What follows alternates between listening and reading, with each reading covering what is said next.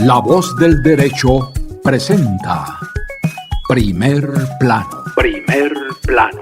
Una visión dinámica de los hechos y los personajes de la jurisprudencia y la vida nacional que conformarán la historia del mañana. Primer Plano. Primer Plano. Con la participación de los abogados José Domingo Bernal, Fabio Sepúlveda y la presentación y dirección de Fabio Becerra Ruiz. Primer Plano. Primer Plano. Una producción de la Corporación Colegio Nacional de Abogados, CONALBOS. Bienvenidos. Damos la bienvenida a todos nuestros oyentes que nos oyen y nos ven en Colombia y en cualquier parte del mundo. Quien les habla, Fabio Abel Sepúlveda Betancourt, con la dirección del doctor José Gregorio Hernández Galindo, la coordinación de Fabio Becerra Ruiz y la producción de Luis Daza. Iniciamos una emisión más de nuestro programa Primer Plano de su emisora La Voz del Derecho. Como siempre, tenemos temas de mucha actualidad, de mucha vigencia, y hoy es un tema que nos ocupa, el que tiene que ver con el acto administrativo de contenido electoral, acto electoral y acto administrativo, y hablaremos un poco sobre la viabilidad de la jurisdicción electoral y todos los temas que tienen que ver con el proyecto de ley electoral que pasó en el Congreso. Tenemos un gran invitado, el doctor Antonio Martín López. Él es abogado especializado en Derecho Administrativo Electoral, es registrador del Estado Civil, litigante en lo contencioso y asesor y consultor en temas electorales. Como pueden ver, es una persona que reúne todas las cualidades para abordar el tema que hemos planteado. Bienvenido, doctor Antonio. Doctor Fabio, un cordial saludo para usted, para la audiencia, para la producción, en especial al doctor José Gregorio Hernández. Muchas gracias por su invitación. Doctor Antonio, a raíz de una reciente sentencia, se habla de lo que es un acto electoral, un acto de contenido electoral y un acto administrativo. Entremos por definir cada uno de estos actos para luego profundizar sobre el contenido de la sentencia. Claro que sí, doctor. Bueno, específicamente estas sentencias han sido proferidas por diversos tribunales. Podemos citar la sentencia proferida por el Tribunal Administrativo de Bolívar, con radicado 2019-560, como también una decisión proferida por el Tribunal Administrativo de Boyacá en el proceso 2020-301. Estas son sentencias relativamente recientes que fueron proferidas en procesos contenciosos de nulidad electoral. Allí pues se aborda algo que de antaño, doctor, ya el Consejo de Estado, en específico la sección quinta, ha venido desarrollando, que es diferenciar claramente entre un acto de contenido electoral y un acto electoral, su símil, un acto preparatorio y un acto definitivo en materia contenciosa administrativa. Es importante decir que los actos de contenido electoral generalmente son actos preelectorales.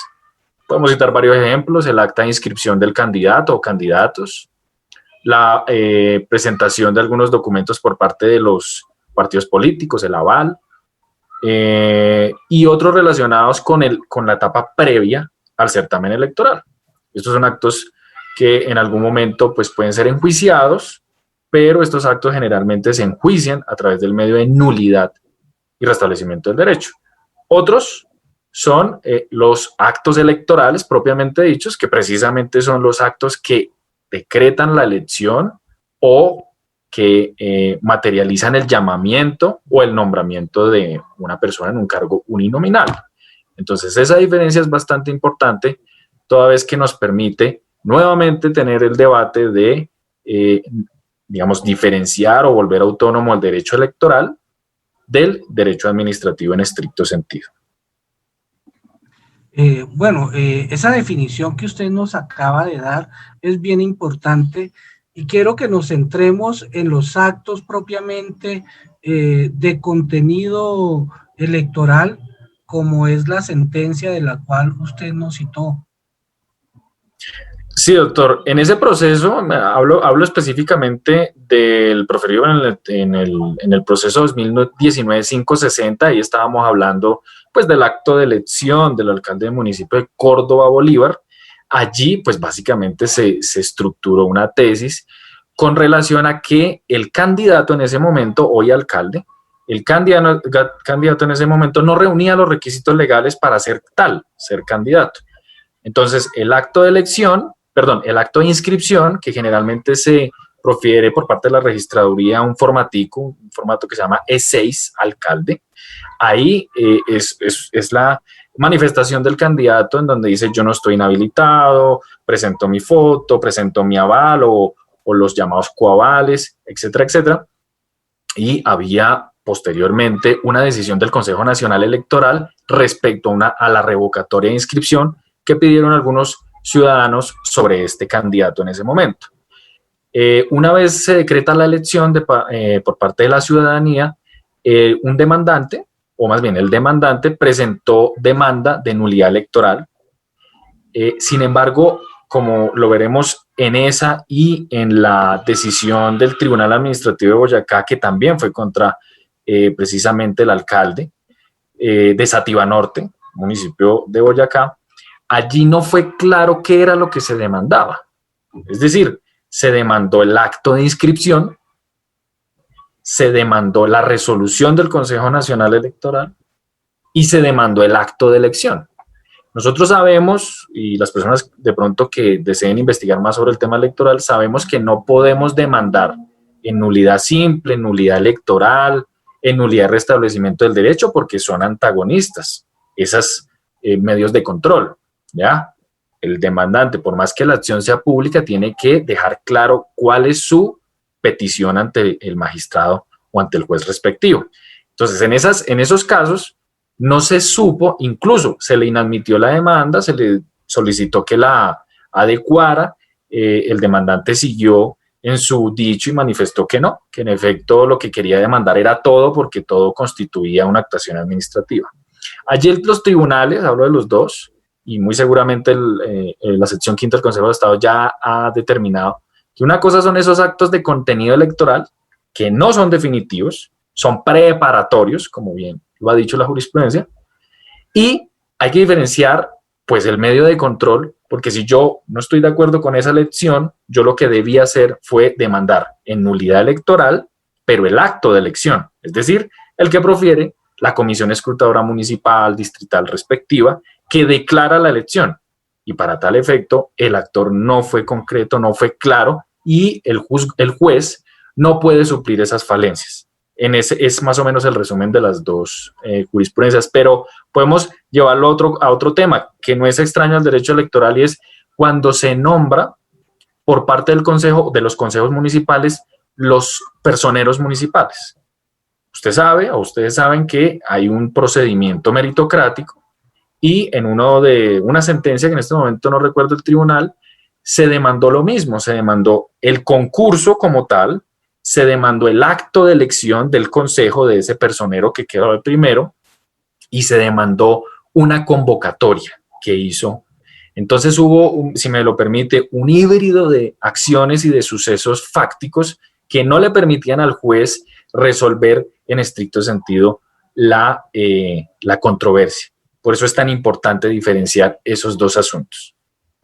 Bueno, entonces para precisar lo siguiente, es necesario que previo a ejercer cualquier medio de control contencioso, se debe de demandar los actos electorales como prerequisito para luego usted escoger el medio de control que se quiera, ya sea nulidad y restablecimiento del derecho, nulidad electoral o nulidad total. O yo simplemente, o el ciudadano simplemente se puede ir a la demanda, al medio de control, sin haber agotado los actos electorales.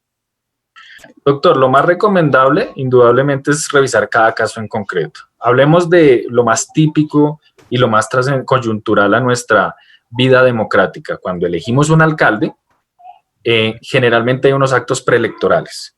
En el caso puntual, yo, ciudadano, puedo demandar, por ejemplo, si hubo una decisión del Consejo Nacional Electoral donde se le pidió revocar la inscripción de X o Y persona. Yo ahí puedo iniciar una demanda de nulidad y restablecimiento del derecho frente a la decisión que ya quede ejecutoriada por parte del Consejo Nacional Electoral, solicitando en debido caso pues una medida de suspensión provisional de alguno de los actos derivados que se encuentren allí. Pero si ya estoy hoy frente a un acto de elección, el ciudadano no tiene que mirar otros actos, sino sencillamente el acto que declaró esa elección, que generalmente es el formulario E26, que profiere la comisión escrutadora, y el medio de control, en efecto, es el medio de control especial de nulidad electoral contemplado en el Código, la Ley 1437, hoy modificada por la Ley 2080. Eso es lo que se debe tener en claro, los momentos en los que se presenta, aclarando en todo caso que la demanda de nulidad electoral frente a un acto de elección, nombramiento o llamamiento tiene un término de caducidad de 30 días.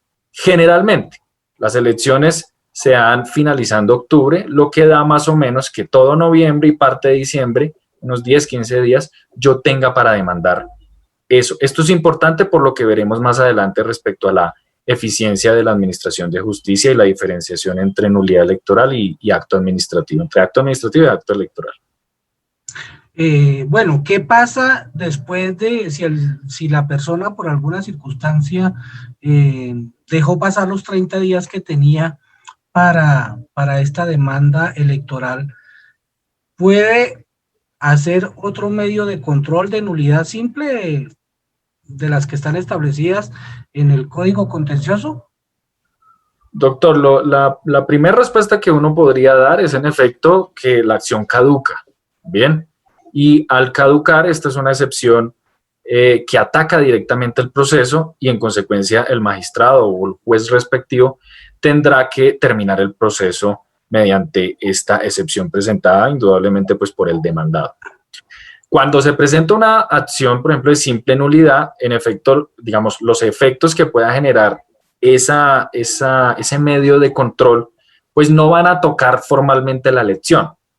Me refiero, y para entrar un poco ya, digamos, a profundidad, ustedes saben que existen unas causales subjetivas, unas causales objetivas y una causal híbrida para yo demandar un acto de elección, e incluso actos de llamamiento y nombramiento. ¿Cuáles son esas? Las causales subjetivas es aquellas que atienden a la subjetividad del candidato, el llamado o el nombrado. Y allí yo tendré que interponer esa acción una vez elegido, de nulidad electoral dentro del término. Las objetivas, que ciertamente atacan más bien el proceso, el desarrollo de muchas de las etapas o más bien de la etapa electoral, violencia, de alguna otra forma, falsificación de los formularios E14, etcétera, etcétera. Y hay una híbrida, que es la transhumancia electoral, que corresponde a esos dos momentos, ya lo he dicho, la sección quinta. Entonces, en consecuencia, yo presentar una demanda de nulidad electoral, tengo que muy bien mirar cuál es la causal que voy a esgrimir, admitiendo que las causales subjetivas y las objetivas no pueden ir en el mismo escrito de la demanda, porque estas se repelen por expresa disposición legal. Y adicional por un tema, digamos, filosófico, y era que de antaño, cuando se demandaban las dos causales, se demoraba más el proceso, porque las objetivas son más complejas de demostrar. En cambio, ya a partir del 2005, 2006, la jurisprudencia de la sección quinta dijo, no, vamos a diferenciarlas, y esto se convirtió posteriormente en ley. En la sentencia hito del Consejo de Estado, que muchas veces se ha hablado, la que tiene que ver con la demanda que interpuso el movimiento Mira para recuperar sus curules en el Senado, esta fue una demanda de nulidad simple, pero lo importante es que todo el contenido y el análisis que hace la magistrada tienen que ver con muchos hechos que se dieron al momento del escrutinio y que es allí donde se quedó en evidencia, digamos, la fragilidad del sistema que nosotros utilizamos para el escrutinio, que es el software. esta digamos, orden que le da el Consejo de Estado a la registraduría para que adquiera su software, ¿en qué va? ¿Fue contemplada dentro de la nueva reforma del Código Electoral o qué ha pasado con esto? Bueno, doctor, una importantísima pregunta y me permite abordar varios temas. El primero es que en efecto fue una elección, usted recordará, como bien lo anota, 2014-2018. Allí se presenta una causal objetiva debido a que hubo una sistematicidad de errores, incluso lo trata de decir la magistrada ponente, de argucias, de una cantidad de sufragantes, jurados de votación, comisiones escrutadoras en todo el país que afectaron pues en específico al movimiento Mira, 2 o 3 curules, recuerdo yo, que se afectó esa disposición formal de los votos, es decir, del sentir propio de la ciudadanía. Esa sentencia, si usted la analiza, duró más o menos 3 años, 4 años en recabar documentos, en verificar registraduría por registraduría, documentos electorales. Fue un tema bastante extenso en todo su arsenal probatorio y demás, porque en última lo que se buscaba era la verdad electoral, más allá de una verdad puramente formal. Entonces fue tan importante, pero fue desgastante, duró más de 4 años, cosa tal que los que eran verdaderamente llamados a ocupar esas curules, pues no las ocuparon, o si las iban a ocupar, pues iban a disfrutar 2, 3 meses tal vez, no recuerdo muy bien. Entonces es una justicia, digamos, fallida en términos de tiempo, ¿sí? Y se supone, y ahí es una de las grandes diferenciaciones entre el derecho administrativo y el derecho electoral, o el acto administrativo y el acto electoral, es que es una función electoral que recae en el ciudadano, y como tal, no se beneficia, como sí pasa en el acto administrativo, al particular, se beneficia a toda una comunidad. Y esa diferenciación es supremamente, no solamente dogmática, sino es una función que está encomendada desde el artículo 2 de la Constitución Política, el artículo 40, como derecho fundamental y principio basal de la realidad colombiana.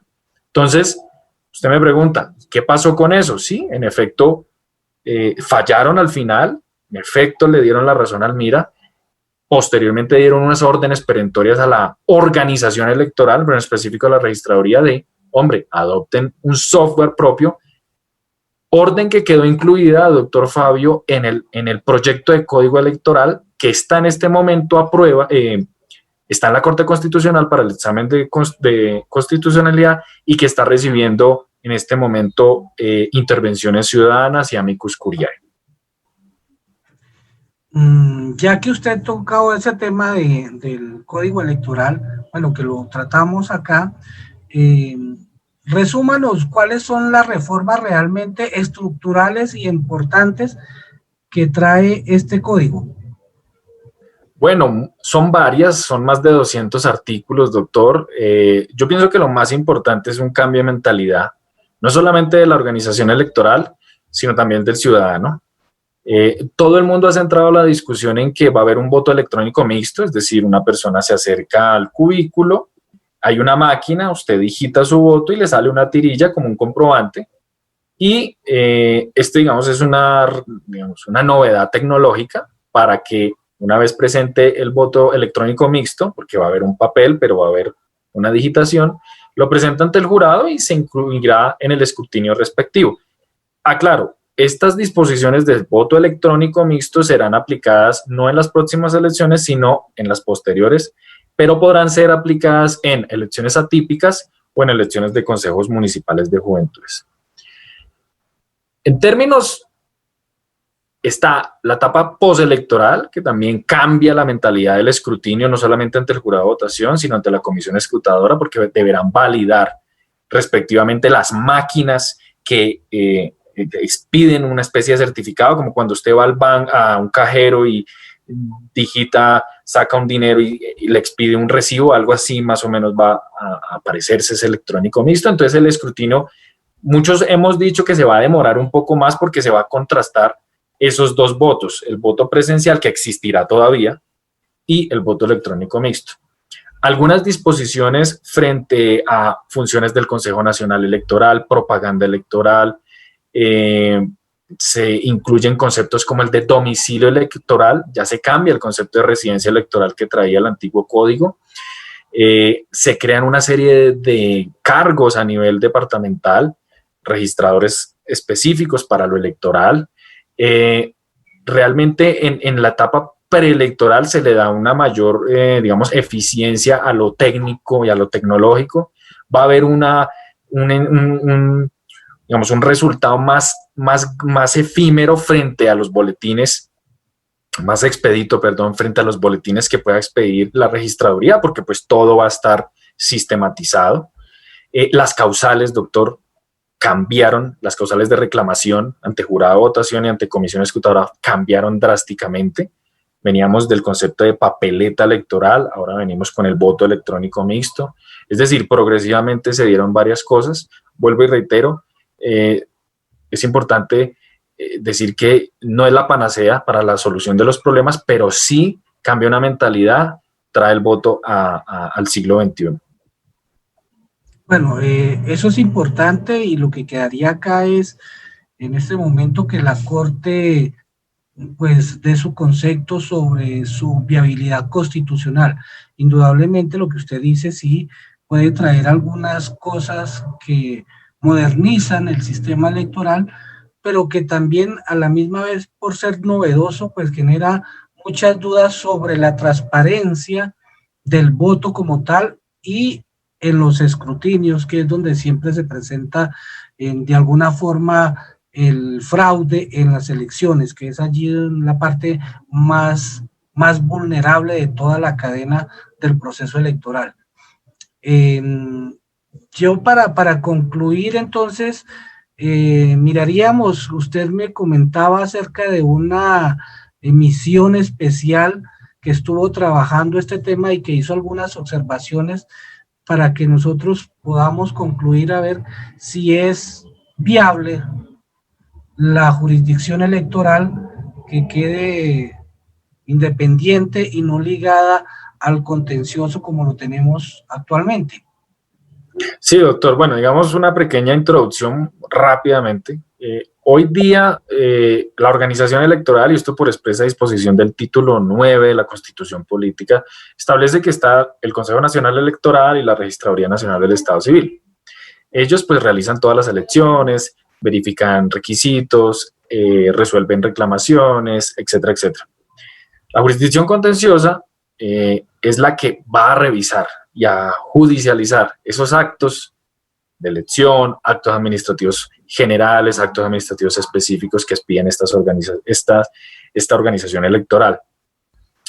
Y también, pues, en la jurisdicción contenciosa administrativa tenemos que la sección quinta es la sección especializada en asuntos electorales y por importancia jurídica a veces la sala plena pues asume el estudio de estas situaciones electorales. Cuando yo me refería a la misión especial electoral, pues esto fue una reunión de expertos que se dio más o menos en el año 2017 con ocasión del acto que reformó la Constitución y que implementó el Acuerdo de Paz. ¿Qué se pretendía con ello? De alguna u otra forma, modernizar el sistema electoral actual.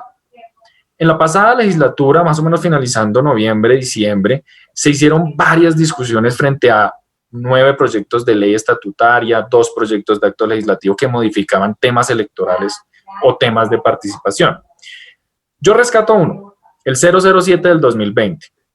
Este acto legislativo, es decir, modificaba la Constitución, establecía que se creaba una jurisdicción electoral propia, autónoma, y nos basamos ya en la jurisprudencia del Consejo de Estado. Es importante saber que los que litigamos en el tema administrativo sabemos que hay actos de contenido particular y concreto y actos generales. Generalmente se privilegia al particular. No pasa lo mismo en el tema electoral. Se debe privilegiar, y así quedó contemplado como uno de los principios del nuevo Código Electoral, que se privilegie a la ciudadanía, al hombre, al votante, no tanto al elegido, ¿sí? Eso es muy importante y esa diferenciación es clave porque en última lo que se va a buscar en un término muy eficiente, por eso el término de caducidad es tan corto, es que la verdad del pueblo en materia electoral quede zanjada y si yo no estoy de acuerdo con el acto de elección de mi alcalde municipal, pues yo en el término de 30 días demande y pues el Consejo de Estado resuelva, o más bien la jurisdicción contenciosa resuelva. Pero hoy no pasa eso, doctor Fabio. Le cuento, hay un proceso, o hay muchos procesos que a fecha de hoy, de actos de elección de alcalde, por causales objetivas, subjetivas o híbridas, están a pruebas. Hoy, 10 de marzo del presente año, es decir, ya llevan 15 meses en el gobierno, estos alcaldes que muy posiblemente van a salir. ¿Y dónde está la justicia pronta? Pero eso no quiere decir que el contencioso sea el problema. Lo que pasa es que no hay herramientas, no hay, digamos, situaciones puntuales que le permitan, por ejemplo, en el caso del MIRA, a resolver máximo en un término de un año, dada la capacidad con la que la gente todavía hoy participa. Tenemos un censo electoral de 38 millones de personas, donde generalmente en cargos uninominales participa la mitad o casi el 60% respectivamente en estas elecciones, y verificar uno por uno hace que en ocasiones la justicia, cuando se trata de demandar el acto, no actúe prontamente. Por eso es importante que estas decisiones que la Misión Especial Electoral en el 2017 entregó al gobierno sean tenidas en cuenta en posteriores legislaturas, que exista realmente una jurisdicción electoral donde esté la Registraduría, el Consejo Nacional Electoral y una Corte o Tribunal Nacional que resuelva los asuntos electorales en términos de eficiencia, prontitud, calidad y siente jurisprudencia. Lo están haciendo actualmente, pero para nadie es un secreto que un tema que llega en importancia jurídica a la Sala Plena del Consejo de Estado, muchos magistrados tienen experiencia en lo laboral, en lo tributario, en lo contractual. Son muy pocos los que están especializados en temas electorales, y eso demora muchas veces la decisión. Ahora bien, casos muy puntuales como los que acabé de expresar del Tribunal de Bolívar, del Tribunal de Boyacá, llevan 12, 13, 14 meses respectivamente y no ha salido una sentencia. Entonces está en tela de juicio, o más bien está pendiente una decisión que afecta a toda una comunidad, no a un solo particular. Eso es muy importante decirlo, y eso, digamos que de alguna u otra forma tiene que destacarse, y tiene que seguir dándose esos debates frente a la autonomía del derecho electoral, no solo desde la eficiencia, sino que realmente la democracia participativa que trae el artículo 40 y otras decisiones tiene que ser pronta y oportuna. ¿De qué nos sirve una sentencia cuando ya el periodo constitucional al cual fue elegido fenece? Entonces, ese es un llamado a que se siga discutiendo en el Congreso de la República el acto legislativo que modifique ese título 9 para independizar esa rama del derecho, y que, como ya lo vimos, hay actos administrativos previos, hay actos administrativos definitivos, hay actos de contenido electoral y actos electorales propiamente dicho. El término de caducidad, las causales son diferenciales. Usted no puede aplicar una causal subjetiva o objetiva a un tema de nulidad y restablecimiento del derecho. Eso hace que esta área del derecho sea cada vez más identificada como autónoma. De hecho, si usted mira los vecinos que tenemos acá en el Cono Sur, Ecuador, Perú, incluso hasta el mismo Venezuela, valga el comentario, tienen su propia jurisdicción electoral. Colombia es un caso exótico, propio, criollo, pero hoy vemos que incluso hay muchas tesis encontradas entre los magistrados del Consejo Nacional Electoral frente a decisiones ya tomadas por algunos tribunales y, por qué no, contra el Consejo de Estado, sección quinta, donde rigen. Entonces eso crea una inseguridad jurídica. Podemos ver, por ejemplo, que cuando se trata de revocatorias de inscripción de alcaldes o cuando se trata de decisiones de transhumancia electoral, el Consejo Nacional Electoral no da abasto, deja de resolver asuntos, y cuando ya se presenta la elección, simplemente dice 1 o 2 días después que por sustracción de materia no pudo resolver. Y eso genera, conozco de varias decisiones, eso genera malestar en la comunidad, malestar en los abogados, donde se ven abocados a un proceso de 1 año, 2 años, cuando debería ser más expedito. Es más o menos eso, doctor Fabio. Sí, doctor Antonio, creo que lo que usted planteaba es el reflejo de la crisis en general que está pasando nuestra justicia, que no se tiene realmente la seguridad con respecto de los pronunciamientos de los jueces, ni tampoco la celeridad que deben de tener todos los casos. Hay bastantes opiniones al respecto, porque eso lo que nos refleja es una inseguridad jurídica y una negación del acceso a la justicia, que es un derecho constitucional. Tema muy importante. Muchas gracias por sus conocimientos, lo que nos ha compartido acá muy ampliamente, de una forma muy didáctica. A todos los invitamos a que escuchen nuestros audios en Spotify, en iVoox, Apple Podcast, en nuestra página web www.lavozdelderecho.com, en nuestras redes sociales, Facebook, emisora La Voz del Derecho, en Twitter, @La Voz del Derecho, en YouTube, La Voz del Derecho. Los invitamos a que comenten y compartan este programa. Cualquier inquietud que ustedes tengan nos las dejan en las observaciones, que serán resueltas por el invitado y por el suscrito, todo lo que tenga que ver con este programa. Muchas gracias a usted, doctor Antonio, por su compañía en el día de hoy. A usted, doctor Fabio, un saludo para toda la producción, al doctor José Gregorio Hernández. Muchas gracias por todo, muy formal. La Voz del Derecho presentó Primer Plano. Primer Plano. Una visión dinámica de los hechos y los personajes de la jurisprudencia y la vida nacional que conformarán la historia del mañana. Primer Plano. Primer Plano. Con la participación de los abogados José Domingo Bernal, Fabio Sepúlveda y la presentación y dirección de Fabio Becerra Ruiz. Primer Plano. Una producción de la Corporación Colegio Nacional de Abogados, CONALBOS.